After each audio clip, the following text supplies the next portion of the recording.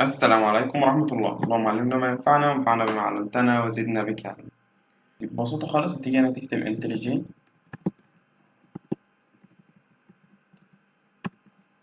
بعد ما تكتب انتليجي كده، طب ليه في الأول احنا هننزل انتليجي؟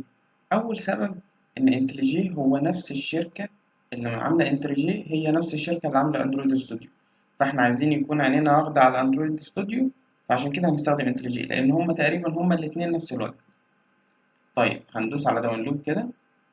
لو جيت عملت داونلود من هنا، دي النسخة البروفيشنال دي بفلوس أصلا. إحنا عايزين الكوميونتي إديشن، الحاجة المجانية. هنيجي هنا عند other versions، هيفتح لك الإيه؟ الصفحة دي. انزل واحدة واحدة تحت كده، كل الحاجات اللي فوق دي لسه ما اشتغلتش. أول ما تلاقي إن أدالك الأنليميتد والكوميونتي إديشن، هنروح داخلين إيه؟ دايسين هنا على الكوميونتي إديشن، ومن فوق تقدر تحدد إيه الأوبريتنج سيستم بتاعك، ويندوز ولا لينكس ولا ماك. تمام. طيب بعد Community Edition دي، بعد ما انت عملت كده، عندك أربعة. هننزل أنهي واحدة؟ هننزل ويندوز اللي هي إيه؟ EXE. يبدأ يتنزل معاك هنا. سرعنا الحتة دي ونكمل مع بعضينا بعد كده. هنكمل معاك. طيب هو كده خلص داونلود خلاص. هنيجي بكل بساطة هنعمل له ران عادي، نمشي معاه خطوة خطوة كأننا بنسطب أي بروجرام عادي. استنى عليه شوية عشان إيه؟ هو بيفتح كده.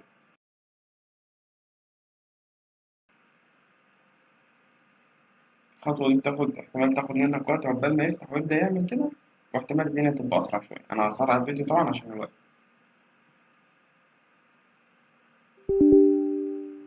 طيب هو كده بيطلب بيرميشن، هنقول له يس عادي. بعد كده نيكست. نيكست برضه هنا بيقول لك المكان اللي هعمله فيه خليه يسطبه على السي، ده أفضل حاجة طالما أنت عندك مساحة على السي. بعد كده هيطلب منك تحدد شوية حاجات. أول حاجة خلينا مثلا ممكن نحدد على ال جي أي دي اللي هي بتاعت كرييت شورت كات. وممكن إيه كمان، تعالى نعمل على الاد اوبن دي. هنا هيعمل لك فولدر وهو شغال عادي. بعد كده هنا الاد باس برضه. وتعالى برضه الاسوشيشن دي بتاعت الجافا، مش هتضرنا. يبقى احنا كده ايه، هنحدد على الأربعة دول. تمام. كده نيكست و انستول.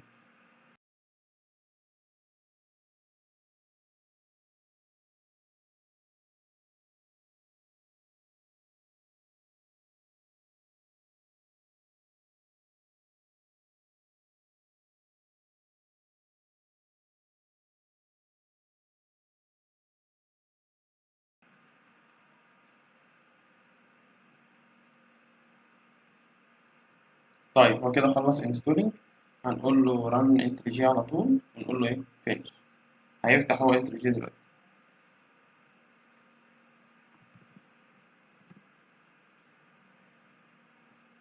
انا عايز يطلب منك كونفيرم، قول له كونفيرم على طول.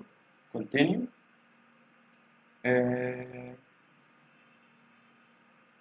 ماشي. هنا مش هتفرق، بس ممكن نقول له دونت سيند اوت.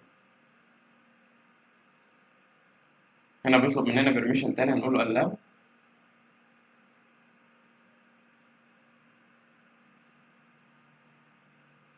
هنا بيقول لك الامبورت بتاع السيتنج، لو انت كان عندك في اس كود وعايز تمبورت منه السيتنج ده موجود. بس احنا هنقول له سكيب ونعمل ايه كل حاجه من الزيرو على طول. كده فتح معانا انتليجي عادي خالص. دي الواجهه بتاعته. طيب بعد كده بقى عايزين نروح على البلجنز. هندوس على البلجنز دي كده، وهنا في الماركت بليس تيجي تبحث هنا عن دارت. حلو؟ دارت البلجن بتاع الدارت. هتيجي هنا من اول حاجه عندك دي كده، تروح دايس ايه انستول. يقول لك اكسبت، قول له اه. وتبدأ تستنى. هو كده خلاص عمل لك انستول. اه بس هو بيطلب منك هنا ايه، بيقول لك ريستارت الاي دي. دوس عليها كده، يقول لك ريستارت ناو. اه اعمل له ريستارت في نفس الوقت.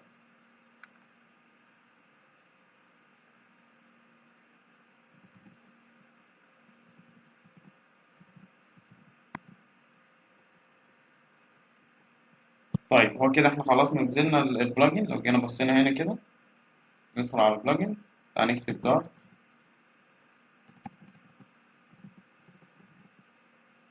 بص كده هي ايه، عمل لك عليها تشيك هي كده ان هي دي تمام. طيب دلوقتي بقى احنا محتاجين ايه، نروح ننزل الاس دي كي بتاع الدارت. تعالى كده مع بعضينا، نيجي هنا ونكتب دارت اس دي كي.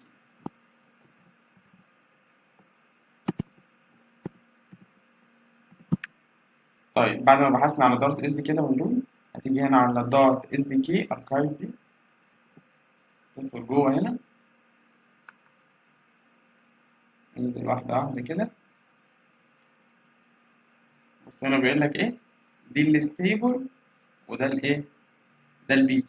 البيتا دي الحاجات اللي هي لسه في التجربة، يعني احنا مالناش دعوة بالكلام ده طبعا. احنا هنيجي هنا كده وتروح ايه، عايزين ننزل الفيرجن الأخير ده بس كده.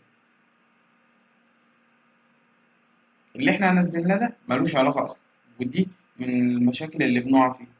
انت بتدوس على الاس اتش دي دي، تيجي هنا تدوس على الدارت اس دي كي، تمام؟ ده هياخد معاك كام ميجا يتحمل، وده كده لسه بيحمل اهو. لكن لو جيت دوست على الاس اتش دي لا، انت بتيجي هنا تدوس على ايه، دارت اس دي كي. استنى احمل واقول لك تعمل.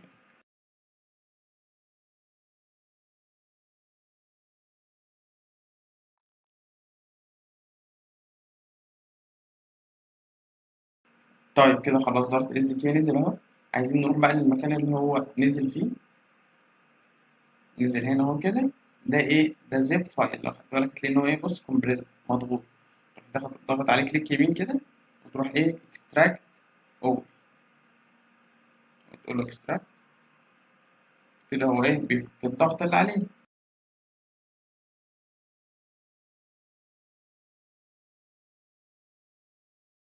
طيب فك الضغط خلاص اه.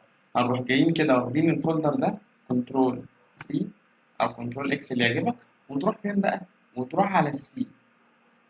تيجي عند السي هنا، وده لازم يتحط في مكان انت ما بتلعبش فيه، يعني ما تروحش تحطه على الدي، عشان ما يبقاش في مجال ان انت تغلط وتغير فيه حاجه. حلو حلو.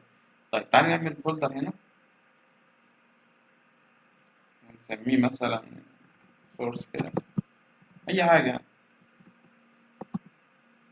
ونروح جايين جواه ايه، حاطين الفولدر بتاع الاس دي. طيب كده احنا عملنا ايه؟ كده احنا رحنا نزلنا انتليجين، وبعد ما نزلنا انتليجين نزلنا البلجن بتاع الدارت، وبعد ما نزلنا البلجن بتاع الدارت رحنا نزلنا ايه؟ الاس دي كي بتاع دارت.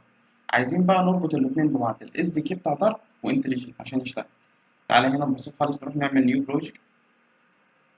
بعد ما عملنا نيو بروجكت، ظهر لنا هنا ايه، حاجات كتير جدا، من ضمنها دارت. دارت دي ظهرت هنا ليه؟ عشان احنا رحنا نزلنا البلجن بتاعتها. حلو. بص هنا، هو عامل لك على الاس دي كي. تعال نروح نقول له ايه، نكتب هنا. بص بيقول لك ايه، ايرور ذا فولدر سبيسيفيك مش موجود. انت محتاج تعمل ايه، محتاجين ندوس هنا كده ونروح نختار الفولدر اللي احنا حطينا فيه. مش جينا عملنا فولدر اسمه سورس، جينا اخترنا الاس دي كده، نروح عاملين كده سيلكت فولدر. قال لك كده كله تمام، قول له نيكست. بيقول لك سميه لي البروجكت.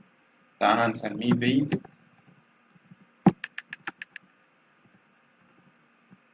ونقول له كريت.